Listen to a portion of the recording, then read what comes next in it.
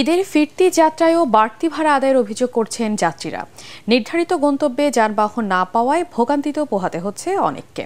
তবে সড়ক নৌ ও রেলপথে এখনও উপচে পড়া ভিড় শুরু হয়নি। শুক্র শনিবার সাপ্তাহিক ছুটি থাকায় অনেকেই এবার ঐচ্ছিক ছুটি নিয়ে কিছুটা বিলম্বে ফিরছেন। মিজান শাহজাহানের রিপোর্ট।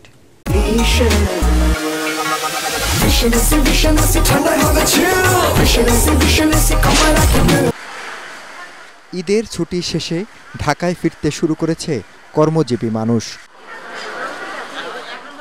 শিক্ষা প্রতিষ্ঠান খুলবে ২৬শে জুন। এ কারণে কেউ কেউ পরিবারের অন্য সদস্যদের বাড়িতে রেখে একাই ফিরছেন রাজধানীতে। বৃহস্পতিবার অফিস শেষ করে আবার বাড়ি ফেরার পরিকল্পনা রয়েছে কারো কারো।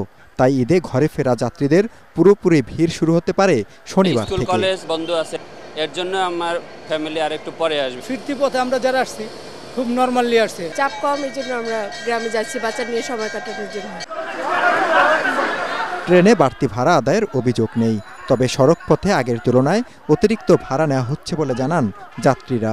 পদ্মা সেতু হওয়ার পর থেকে আমরা সবসময় ৫০০ টাকা ভাড়া দিয়ে যাই, কিন্তু এবার ঈদে সেই ভাড়া আমাদের কাছ থেকে ৮০০ টাকা নিয়েছে, খুব জুলুম করে। বরিশাল সদর ও আশপাশের জেলার মানুষ সড়ক পথে যাতায়াত করছেন, তবে উপকূলীয় জেলা ভোলা ও চাঁদপুরের লঞ্চে ডে সার্ভিসে অনেক যাত্রী ঢাকায় ফিরতে শুরু করেছেন। বাস ট্রেনের মতো লঞ্চেও যাত্রীরা চলাচল করছে, তবে উপচে পড়া ভিড় দেখা যাচ্ছে না। লঞ্চের সাথে সংশ্লিষ্ট ব্যক্তিরা বলছেন, আগামী রোববার থেকে বাস ট্রেনের মতো লঞ্চেও যাত্রী চাপ আরও বাড়বে।